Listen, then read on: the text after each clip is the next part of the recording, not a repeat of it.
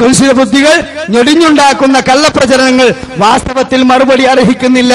ഇക്കൂട്ടത്തിൽ സ്വഹീൽ ബുഖാരിയെ പറ്റിയുള്ള ആക്ഷേപങ്ങളും പെടുത്താം. അല്ലോ, അപ്പൊ സ്വഹീൽ ബുഖാരിയെ കുറിച്ച് അന്നേ 1972 തന്നെ കൃത്യമായി എതിർത്ത ആളുകൾക്ക് മറുപടി കൊടുത്തതാണ് ഞാനിവിടെ 1971 ഒക്ടോബർ മാസത്തിൽ അൽമനാറിലും 72 അൽമനാറിലും ഞാൻ നിങ്ങൾക്ക് വായിച്ചു കേൾപ്പിച്ചത്.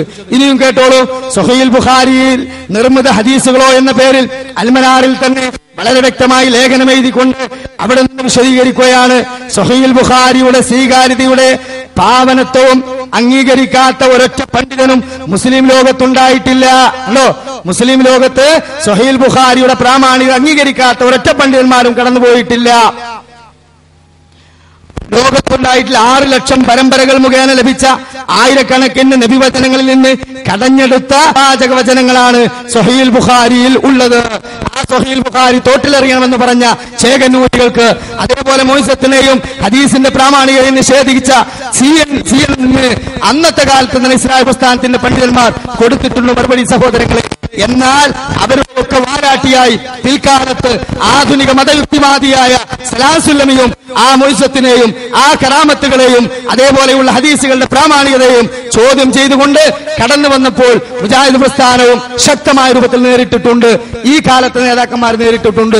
അതുകൊണ്ട് ഒരിക്കലും തന്നെ മുജാഹിദ് പ്രസ്ഥാനം പുതിയൊരു വാദം ഇവിടെ മുന്നോട്ട് വെച്ചു എന്ന് നിങ്ങൾ ജനങ്ങളുടെ മുമ്പിൽ പറയുന്നത് ശരിയല്ല എന്ന് ഞാൻ നിങ്ങളെ ഉണർത്തുകയാണ്. വീണ്ടും നമുക്ക് കാണാൻ സാധിക്കും, കണ്ണേറുമായി ബന്ധപ്പെട്ട വിഷയത്തിൽ മുജാഹിദ് പ്രസ്ഥാനത്തിന്റെ പഴയകാല നിലപാട് തന്നെ കേട്ടോളൂ. അതൊക്കെ ഇപ്പൊ അംഗീകരിച്ചു എന്നല്ല പറയുന്നത്. എന്നാൽ 1989 ഇസ്ലാമിക ജീവിതം എന്ന പേരിൽ മുഹമ്മദ് അമാനി മൗലവി എഴുതിയ ഒരു പുസ്തകമുണ്ട്. ആ പുസ്തകത്തിൽ ഈ കണ്ണേറിനെയും അതേപോലെയുള്ള മന്ത്രങ്ങളെയും എതിർക്കുന്ന ആളുകൾക്ക് കൊടുക്കുന്ന മറുപടി എന്ന് കേട്ടോളൂ. മടവൂരി എന്ന് പറഞ്ഞാൽ പിന്നീട് ഉണ്ടായതല്ലേ. എന്നാൽ KP മുഹമ്മദ് മൗലവി അമാനി മൗലവി അന്ന് മറുപടി കേട്ടോളൂ.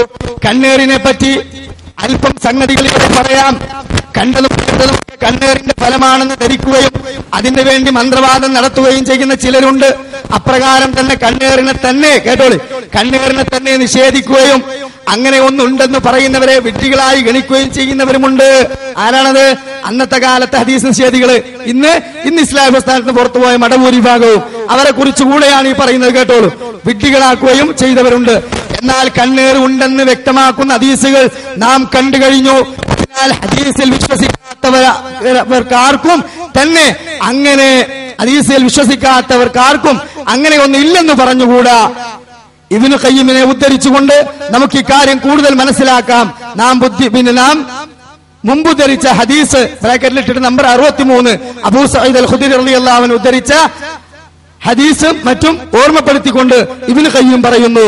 ഇനി കേട്ടോളി. ബുദ്ധി കൊണ്ടും അറിവ് കൊണ്ടും വളരെയൊന്നും അനുഗ്രഹപ്പെട്ടിട്ടില്ലാത്ത ചില ആളുകൾ കണ്ണേറ് നിഷേധിക്കുന്നുണ്ട്. അത് യാഥാർത്ഥ്യമല്ല, വെറും ഊഹാപോഹങ്ങളാണെന്ന് പറയുന്നു. ബുദ്ധിയും അനുഭവജ്ഞാനവും മതപരമായ അറിവും കുറഞ്ഞ മൂഢന്മാരും മൂഢധാരണയുള്ള ആളുകളുടെ കട്ടിയേറിയ മനക്കരുത്തും മനക്കകത്ത് കഴിയുന്നവരും അതേസമയം തൊലിക്കട്ടി കൂടിയവരുമാണവര്. അല്ലോ, അപ്പൊ അതിനെ നിഷേധിക്കുന്നവര് മൂഢന്മാരും ഹദീസിനെ നിഷേധിക്കാൻ മടിയില്ലാത്ത തൊലിക്കട്ടിയുള്ളവരുമാണെന്ന് ആരാ പറയുന്നത്? മുജാഹിദ് പ്രസ്ഥാനത്തിന്റെ അസീയനായ നേതാവ് അമാനി മൗലവി തന്നെ അന്നത്തെ കാലത്ത് പറയുകയാണ്. മനസ്സിനെയോ ആത്മാവിനെയോ സംബന്ധിച്ചോ അവരുടെ ഗുണങ്ങളെയോ പ്രവർത്തനങ്ങളെയോ പ്രതിഫലനങ്ങളെയോ സംബന്ധിച്ചോ വിദൂരജ്ഞാനമേ അവർക്കുള്ളൂ. അപ്പൊ അങ്ങനെ നിഷേധിക്കുന്ന ആളുകൾക്ക് അതിനെക്കുറിച്ചൊന്നും യഥാർത്ഥത്തിൽ എന്തില്ല, ഒരു വിജ്ഞാനവുമില്ല എന്നാണ് അദ്ദേഹം പറയുന്നത്. ജാതി മതഭേദമന്യേ ഒരു സമുദായത്തിലെയും ബുദ്ധിമാന്മാർ കണ്ണേറി നിഷേധിക്കുകയോ തള്ളിക്കളയോ ചെയ്തിട്ടില്ല. അഹ്ലു സുന്നത്ത് അംഗീകരിക്കുന്ന ആദർശം, ഖുർആനും സുന്നത്തും അംഗീകരിക്കുന്ന സലഫ് സ്വാലിഹുകളുടെ മാർഗം സ്വീകരിക്കണമെന്ന് ആവശ്യപ്പെടുന്ന മുജാഹിദ് പ്രസ്ഥാനം അത് നിഷേധിച്ചിട്ടില്ല എന്ന് വളരെ കൃത്യമായി തന്നെ നമുക്ക് മനസ്സിലാക്കാൻ സാധിച്ചു. പിന്നെ ഇവിടെ ഹദീസ് നിഷേധത്തിന്റെ ചന്തയുമായി ഇറങ്ങിത്തിരിച്ചതാരാ? അത് ഇസ്ലാം പ്രസ്ഥാനത്തിൽ നിന്ന് ഇറങ്ങിപ്പോയ മടവൂരികളുടെ കൂട്ടത്തിലെ ആധുനിക മതയുക്തിവാദിയായ സലാസുല്ലമി. അദ്ദേഹത്തിന് മുമ്പ് മുതലേ ആ തരത്തിലുള്ള യുക്തിവാദങ്ങളും അഭിപ്രായങ്ങളുണ്ട്. പക്ഷേ അത് പുറത്തു പറയാനോ പ്രചരിപ്പിക്കുവാനോ ഉള്ള സൗകര്യം ഈ പ്ലാറ്റ്ഫോമിലില്ല. പക്ഷെ ഇപ്പൊ സുഖമായി അദ്ദേഹത്തിന് കയറിക്കൂടാൻ പറ്റിയൊരു പ്ലാറ്റ്ഫോം കിട്ടി. ഏതാ? ഇഷ്ടം പോലെ ഫ്ലെക്സിബിൾ ഇസ്ലാമുമായി നടക്കുന്നവർ, അലാസ്റ്റിക് ഇസ്ലാം, തോന്നിയവർക്കൊക്കെ തോന്നിയത് പറയാൻ പറ്റിയ രൂപത്തില് തുറന്നു വിട്ട ഒരു കൂടാണ് മടവൂരിസം. അതുകൊണ്ട് തന്നെ ആ മടവൂരി ഭാഗത്തിന് പ്ലാറ്റ്ഫോം കയറിയപ്പോ എല്ലാ ചന്തയും മൂപ്പത് തുറന്നു. ധൈര്യസമേതം മടിയില്ലാതെ ഉളുപ്പില്ലാതെ സലാസുല്ലമി പറയുന്നത് കേട്ടോളൂ. 60 ഹദീസുകൾ ഞാൻ നിഷേധിച്ചിട്ട് ഒരു പ്രശ്നം മുജാഹിദ് പ്രസ്ഥാനം സംഭവിച്ചിട്ടില്ല. കേട്ടോളൂ. ഇതന്നെയാ പറഞ്ഞത്. ഞാൻ 60 ഹദീസ് ലൈഫാക്കിയിട്ട് മുജാഹിദ് എന്തെങ്കിലും നഷ്ടപ്പെട്ടുള്ള സുന്നത്ത് നിങ്ങൾ 60 ഹദീസ് ലൈഫാക്കിനെ പറയില്ലാതെ കൂട്ടാൻ ഞാൻ ലൈഫാക്കിയോണ്ട് മുജാഹിദ് പ്രസ്ഥാനം വിശ്വസിച്ചു പോകുന്ന ഏത് വിശ്വാസത്തിനെ നഷ്ടം സംഭവിച്ചത്, ഏത് സുന്നത്തെ അവർക്ക് നഷ്ടപ്പെട്ടത്. ഖുബൂരികൾ ക്ലിപ്പിട്ട് നടക്കുന്നു. അതേപോലെ തന്നെ മുജാഹിദ് പ്രസ്ഥാനത്തിന്റെ പേരിൽ ആരോപണങ്ങൾ ഇല്ലാത്തത് ഉന്നയിക്കുന്നു എന്നൊരു അവസ്ഥാവിശേഷം മുജാഹിദ് പ്രസ്ഥാനത്തിന് വന്നു. മാത്രമല്ല കൃത്യമായ പ്രമാണങ്ങളിലൂടെ ജീവിച്ചിരുന്ന പല ആളുകൾക്കും വ്യതിയാനം സംഭവിച്ചു. ഇതൊക്കെ ഇയാളെ കൊണ്ട് വന്നതന്നല്ലേ.